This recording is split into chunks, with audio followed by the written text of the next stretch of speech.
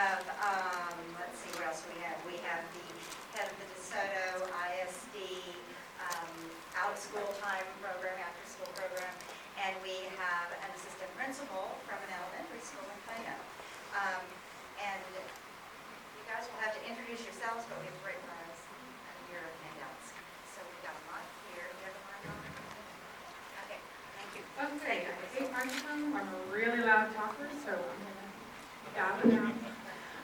So good afternoon. I'm excited to be here. It's always fun to be in a room with people that have the same passion. As introduced, I work for Dallas Independent School District. My main role is Director of Summer Learning and Extended Day Services, essentially everything out of school time. It's an exciting job. It's a job that has some ups and downs. A lot of schools and a lot of different areas. We've heard from some of the community members that we're not, we're one district, but I kind of feel like there's about 10 districts inside that district.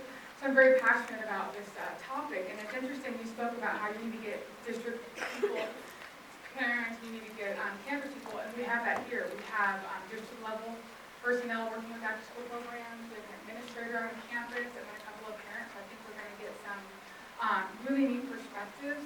It was encouraging to hear from the community partners this morning, and I think that both sides of the fence have barriers and positives and negatives, and so I'm excited to delve into that. I'm going to let everyone introduce themselves. Good afternoon, everyone. My name is Ashley Walker, and I work with Fraser Revitalization, and I'm also a parent with the ISD. I really feel privileged to be able to work in the community where I grew up, and I really want to see the community grow. So I'm very passionate about the work that I do, and I'm very involved in the community. And I'm really just excited to, see what all we can come together and make happen. Good afternoon. My name is Dolores Raivzee-Bell. My voice is scary.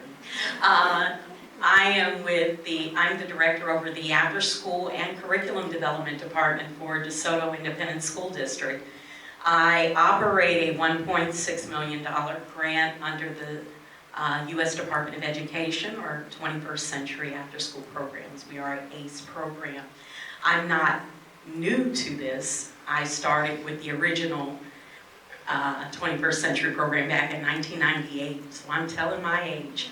But I am here to say we have 10 schools that I oversee, about 122 staff under me. I have 10 site coordinators who work diligently, and we service right now about 1,100 kids in after-school programming.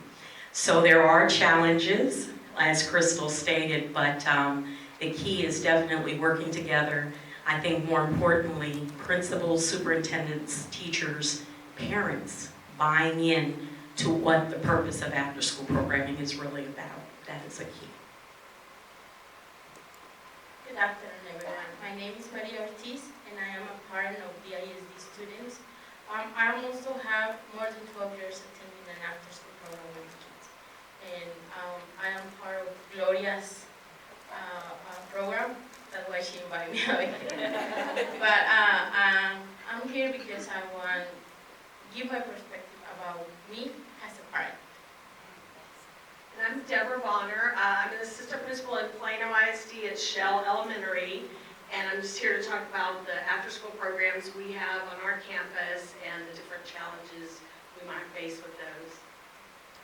Excellent. And so on this panel, we're really going to come from the perspective of our roles. And so the first question that Christina asked the community partners this morning, I think is very relevant to this, is thinking of the students, organization, or your children that you serve, what is the biggest need that you're looking for in after-school programs? And kind of currently where you're at, what are the biggest needs you see for your own children in after-school programming? Well, the biggest need that I see is the communication with the school, the after-school program, and the parent. A lot of times it's hard, the schools, a lot of times the teachers, like someone said before, they don't understand the child in the community that they live in. They don't understand what that child goes through on a day-to-day basis. They don't understand, why Jim, every time he comes to class, he goes to sleep. Not knowing Jim is up babysitting his little brother at night because his mom works overnight. So if you have someone in the community that knows the family and knows the situations that family or child faces, and they can communicate that with the teachers in the school, that way they can be better understanding and they know a better way how to approach the situation. Looking at it from a district's perspective, I worked 22 years in nonprofit. And from a nonprofit perspective, working in school districts with Dallas ISD and now DeSoto, from a nonprofit perspective, it looks totally different when you're actually working in the school district. People think, oh gosh, you guys got the district state money, you can do this. No, there's a lot of... Boy, my mic does not like me. I'll talk softer. Okay. But one of the things that I'm seeing now as a challenge, that better? Oh, good, okay. I sing, and so I have this habit doing the mic. Okay. So one of the things that I'm seeing right now that I'm learning, you're never too old to learn, I told that to Dr. Vandell, excuse me. But one of the things that I'm learning now is the need, and you mentioned it very clearly earlier this morning, from a challenge is education. Staff development training for not just the new people that come on board, but your new grantees, your new staff that come on board. One of the young ladies mentioned it, what kind of things are offered. I can just tell you it is a challenge because when you bring in programs, you think because your district has all these great programs, they all connect. Absolutely not. They're even in their own world. So what I'm learning is try to bridge them together. And that calls for staff development training. So my coordinators work a 9 to 6, Monday through Saturday. And with that, Saturdays we rotate because they have lives and I understand that. But more importantly, what I'm finding out is that when staff development goes on for teachers, my people are on board too. They go to the trainings as well.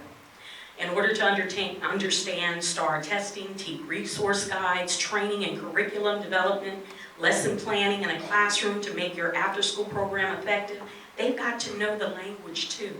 And so even downloading of grades and understanding the scoring and the benchmarks, this is important for your after-school staff. So I would encourage you all who have after-school programs, educate your staff, make them sit in on classrooms. My staff sit in on classrooms every day.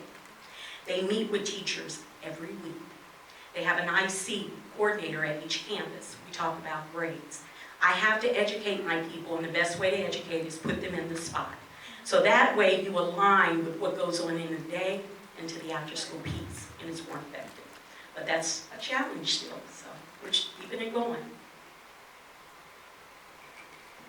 I'm going to say, like she mentioned, is communication, but also is the language. In a lot of schools, a lot of parents only talk Spanish or another kind of language.